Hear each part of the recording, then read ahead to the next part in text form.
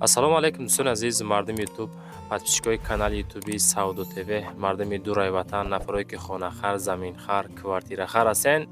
имрӯз 1 апрели соли 2025 сол шумо дар канали Сауду ТВ ҳастен. бо 10 дона хонаи фурӯшӣ дар хизмати шумо ҳастем. азиз тамошо кунен ва ҳатман барои реклама муроҷиат бикунен. замин, мошин, хона, квартира, ягон техника, аппарат, ягон мол маҳсулот бошад, дар WhatsApp роҳӣ кунед. суратоша ҳамроҳи маълумотош, видеош наварои баъдина дар YouTube, TikTok, Instagram реклама карда дар кӯтоҳтарин муддат фурӯхта метавонед. бародари азиз, дар YouTube, TikTok, Instagram хонаҳо ҳастанд аз Душанбе, аз Кулуб, аз Рудакӣ, аз Ваҳдати, Ёвон, дигар шаҳру ноҳияҳои Тоҷикистон. хулас то охир тамошо кунед, беҳтарин навор шид.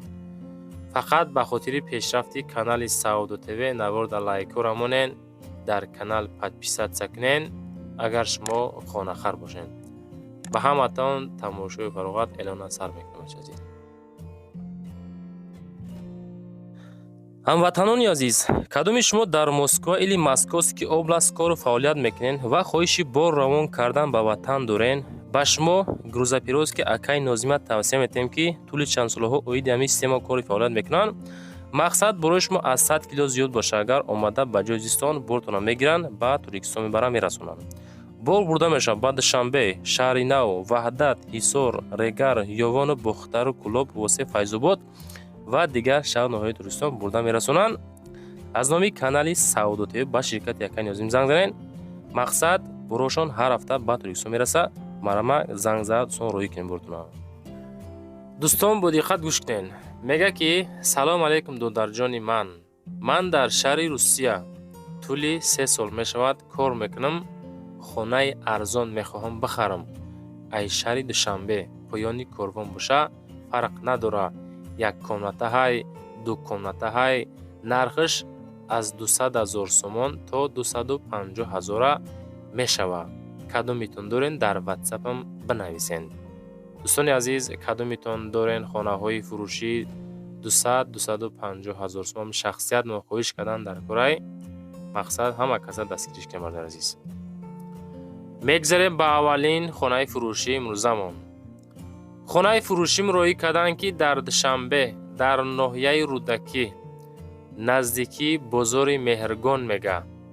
хулас наздик ба бозори Меҳргон. Нагорни ҳаст ку дӯстони азиз. Табачка 9 километр. фурӯшӣ дар шаҳри Душанбе, ноҳияи Рудакӣ, ҷамоати Қиблаӣ. хоб 4 дар хона дорад, 12 ба 3 будааст. баъдан боз отдельно подвал дорад, 12 ба 3 подвалшам. фундаментҳои временкаҳо боз рехтагӣ тайёракай. масъалаи светш ҳастай. обу мушкилӣ надорад. хона бо кирпичи пухта сохтагӣ, бо нархи дастрас. суммон дар корай савдош мекунем. мисол ҳамин хонаро агар хидм рафта наворуш мекардам, дӯстони азиз, қонуну қоидаш қатъӣ фаҳмонида бо тамоми нозукиёш мефаҳмондам ки инаи хона мисол чанд ба чандай, дигариш чанд ба чанд. ов дар чӣ қадар дур ёки наздикай, хуб мактабмон чӣ қадар дур наздикай. чем ҳамо роҳикааги шумо хидмон омада видеонаворуш кунем, ихелда дӯстон боз реклама хубтару зуртар мешавад. оиди хона маълумоти пурра рақамҳои WhatsApp ва дастишам мегзорем. маълумоти бештаршам метавонед аз соҳибмулк бигирен. вақти хона роҳӣ мекунем дӯстон, ҳаракат кунем, видеонавори фасон кунен, ҳамин качествени видео кунен, рафти видеода фасон карда гап занен, хонатона нишон тенеб, баъд мо дар роҳӣ кунен, мо дар YouTube, TikTok, Instagram пешниҳоди хонахаро бикунем. бародари азиз, ин канали Сауду ТВ ҳай ки дар хизмати мардуми сарбаланди тоҷик. бародари азиз, лайкора монен, дар канал подписатсия кунен. бовар дорум ягон хонаҳай, ягон заминай, ягон молу маҳсулоти арзон аз канали Сауду ТВ шумо иншоалло меёбед. ҳамин канали Сауду ТВ 1 сол пеш мақсад 6-7 ҳазор обуначӣ дошт. иншоалло ба дастгирии мардуми тоҷики хидмон ина таи 50,000 дар ҳастем. мақсад канал ки манфиати мардами тоҷик боша, агар мардам иншоалло дастгирӣ мекунад ва аз канали мо ҳаррӯза хонаҳо, заминҳо, квартираҳо мақсад дар савдо, дар фурӯш ҳастад. дӯстон азиз, хулас чизе ки ҳастай баҳри шумо навошон мекунем. ана қисмати падвали хона ҳай. нархи хонара мега 290,000 сомон мегем. касоне ки мехара боз каму беш муомила ҳам карда мешавад. оиди варианти алишӣ, кредит ҳичи қайд кардагӣ нестанд. вақте хона мақсад видеонавор карда ёки сурат рой мекунен, адресора пурра рой кунен. ҳуҷҷатҳо чӣ хелай, техпаспорт дора, қарор сертификат дора ёки надора, мисол мактабаш чӣ қадар дуру наздикай, ҳамаша мо да чӣ равон куненда мо баъри ҳамо одамои хонахар чикор кунем, пешниҳод бикунем. анами хонара мисол адресҳои мактабу магазинша нагуфтанд чӣ қадар дур наздик, ҳамо одам мехара бо ака маҷбур мешавад занг зада маълумоти пурраша бигира. мегзарем ба дуюмин квартираи фурӯшӣ. квартираи фурӯшӣ ҳастае ки нархаш 168,000 сомон. ҳами квартира шумо тамошо кунед, ман шумода мақсад бо диққат гӯш кунен, пасон карда мефаҳмонам. як комната квартира ки дорои 28 метри квадратӣ дар шаҳри Душанбе, территорияи Зарафшону Зарнисор, хона дар Зарафшон. хоб пеши поликлиникаи 14 назди таксиҳои чӣ ҳастаку бачаҳо азиз, шаҳри наву ҳисор ҳастку ҳам территория. хоб хона дар соколне этаж будааст, мақсад подвалда қарор дорад. 28 квадрата 168,000, ремонти хушрӯи замонавӣ. кадомеда лозим астай марама зане. хона дар подвал, якум не нолаво этаж азиз. мегзарем ба сеюмин хонаи фурӯшимон. хонаи фурӯшӣ назди ҳавлигӣ ҳастае ки дорои 4 комната масоати 3 сотиқ замин. ҳар як наворо монда ҳаракат мекунем ки хонаҳои Душанбера хулас зиёдтар монем.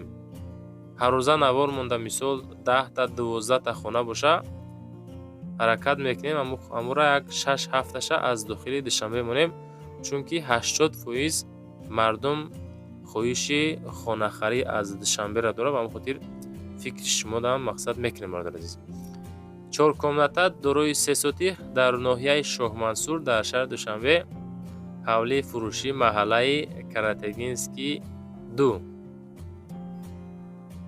хоб 300,000 сомон нарх. ҳамом, ҳоҷатхона дора, обу светаш ҳамавақта ҳастай. ҳамин ҳолат мефурӯшанд 300 та.